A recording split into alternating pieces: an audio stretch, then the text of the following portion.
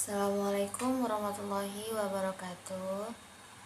Perkenalkan, nama saya Aulia Hulwani. NIM saya 40423023. Saya dari kelas IPT 1A dan akan mengadakan UAS secara bikin video. Baik, saya akan menjelaskan tentang UAS Pancasila yang akan saya bacakan dan saya jelaskan.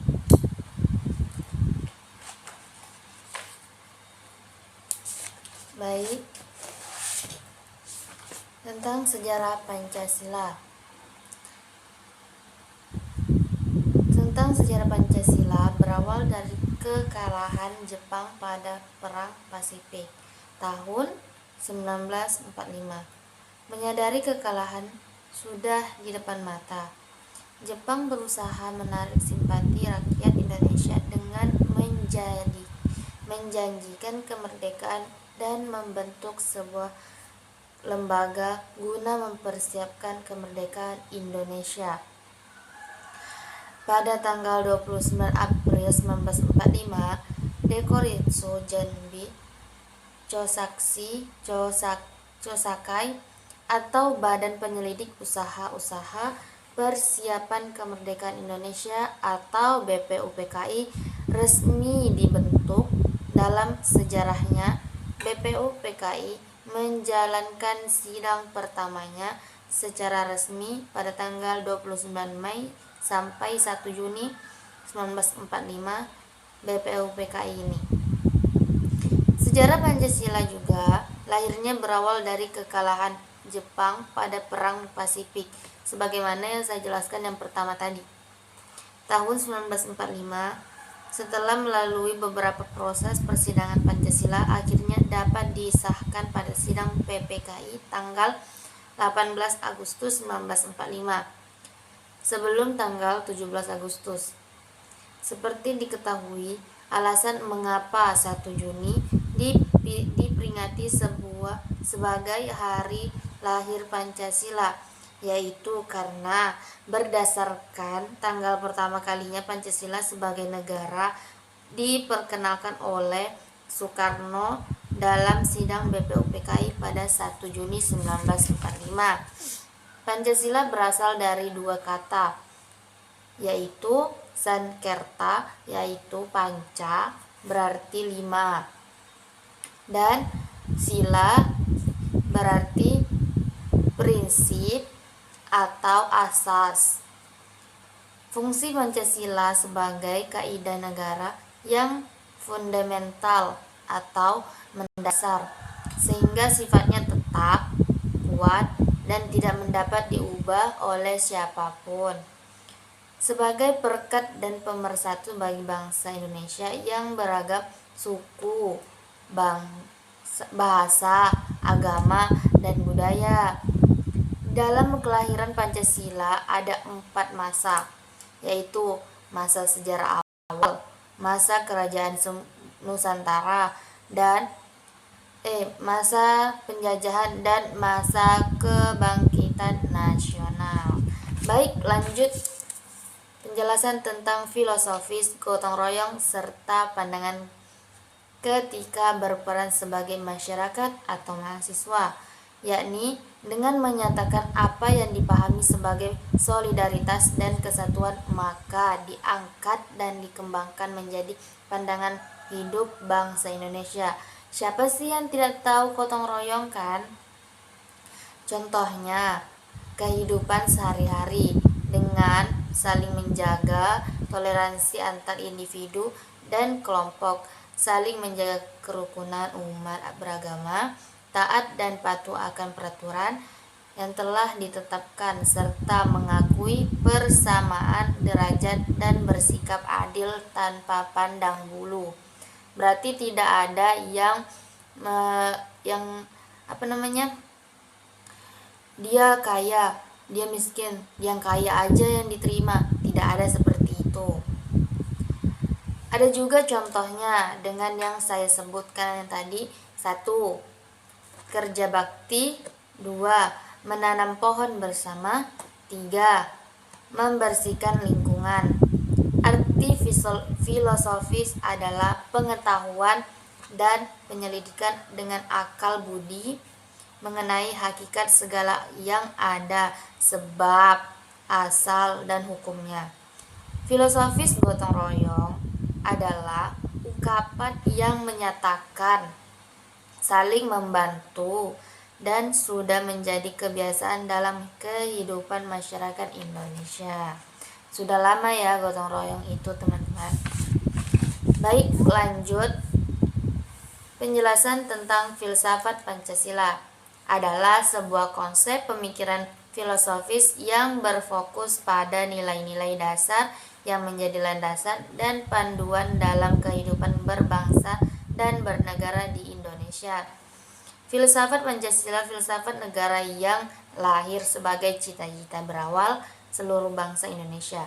Tujuan filsafat memiliki peran penting dalam mempersatukan masyarakat Indonesia yang beragama, suku, agama, budaya, dan bangsa. Di dalam filsafat Pancasila juga terdapat 3 tingkatan nilai, yaitu nilai dasar, nilai instrumental, dan nilai praktis. Kenapa mahasiswa sangat penting memahami Pancasila? Karena tingkat mata kuliah Pancasila pada tingkatan perguruan tinggi seperti saya mahasiswa dan mahasiswi menuntut mahasiswa untuk berpikir secara terbuka, kritis, sistematis, dan mendasar sebagaimana ciri-ciri pemikiran filsafat. Pancasila sebagai sistem filsafat juga merupakan kesatuan bagian-bagian yang disusun secara hierarkis. Baik, lanjut.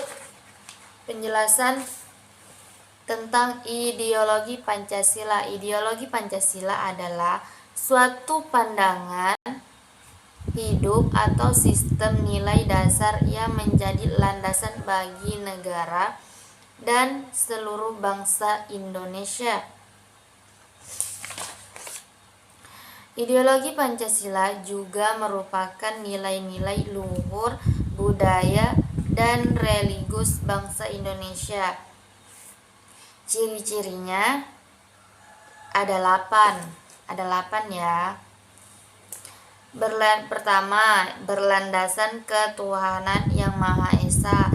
Yang kedua, bersumber dari falsafah. Yang ketiga, berlandasan hukum. Yang keempat, demokratis. Yang kelima, berdasarkan sejarah. Yang keenam, kreatif, dinamis. Yang ketujuh, tidak operasional. Yang kedelapan, terbentuk dari pikiran. Berarti ideologi ini lanjut ke pikiran ya, apalagi yang tentang pandangan hidup. Contoh ideologi Pancasila ada 3. Apa saja sih contohnya? Yang pertama, mengembangkan sikap saling menghormati. Yang kedua, membina kerukunan hidup beragama. Yang ketiga, tenggang rasa dalam hidup bermasyarakat. Ada juga peran Pancasila sebagai ideologi, yaitu sebagai acuan bersama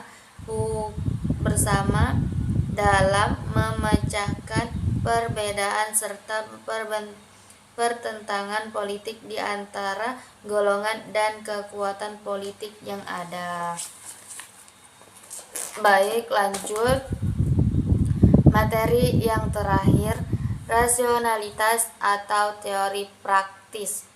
Baik, saya akan jelaskan dalam Kamus Besar Bahasa Indonesia KBBI. Siapa sih yang tak tahu Kamus Bahasa Indonesia yang besar kan? Adalah menurut pikiran dan pertimbangan yang logis, masyarakat pikiran yang sehat dan cocok dengan akal. Ada yang bertanya mengapa kita harus berpikir secara rasional untuk berpikir secara rasional? Karena berpikir dalam rasional sangat penting dalam dunia yang penuh dengan informasi dan tantangan yang semakin kompleks. Siapa sih yang tidak berpikiran rasional kan? Agar berpikir secara rasional dan kritis, ada 6 caranya. Pertama, berlatih mendengarkan secara aktif. Kedua, banyak bertanya, tapi jangan tanya-tanya yang tidak penting. Yang ketiga, coba pahami sudut pandang orang lain. Dari sudut ke sudut kita harus memandang orang lain, tapi dengan pemahaman sendiri. Yang keempat, pertimbangkan pandangan ke depan. Selalu mandang ke depan, jangan mandang ke belakang, tidak bagus. Nah, yang kelima, pahami proses mentalmu. Mental itu memang harus dipahami, karena tanpa mental kita tidak tahu apa yang kita harus buat. Yang keenam, memiliki seorang mentor. Tujuannya agar supaya sampai pada kesimpulan yang masuk akal. Rasionalitas juga suatu pola pikir di mana seorang cenderung bersikap dan bertindak berdasarkan logika dan nalar manusia. Rasional juga diartikan adalah hal yang bisa dilakukan dengan hal yang ada, gagasan atau ide berpikir rasional. Rasional secara keyakinan seseorang dengan mengacu pada dengan alasan seseorang untuk percaya. Soalnya kita berpikir secara rasional, atau tindakan seseorang dengan alasan seseorang untuk bertindak. Baik, sekian penjelasan UAS Pancasila saya. Kira ada khilaf katanya, mohon maaf sebesar-besarnya karena saya mahasiswi yang baru belajar dan baru UAS Pancasila. Terima kasih, sekian. Assalamualaikum warahmatullahi wabarakatuh. See you next time.